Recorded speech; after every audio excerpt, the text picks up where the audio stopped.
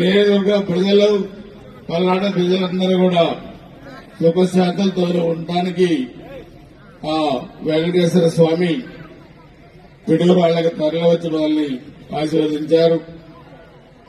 ఈ కార్యక్రమంలో పాల్గొన్న మరి ముఖ్యంగా మన నర్సాపేట పార్లమెంటు సభ్యులు లావు శ్రీకృష్ణదేవరాయలు గారు, కోస్టల్ రేంజ్ అజయ్ గారు, సర్వశ్రేష్ఠ త్రిపాఠి గారు, పల్నాడు కలెక్టర్ మేడం కుదుగా శుక్ల గారు, పల్నాడు ఎస్పీ గారు కృష్ణారావు గారు, అదేవిధంగా నెల్లూరు కలెక్టర్ గారు ఇమాం శుక్లా గారు, డిఆర్ఓ మురళి గారు, ఆర్డీఓ మురళి గారు, వ్యక్తులు ఎంతో మంది ఈ బృహత్తరమైన కళ్యాణానికి వెంకటేశ్వర కళ్యాణానికి వచ్చారు. ఇది మహా అద్భుతం.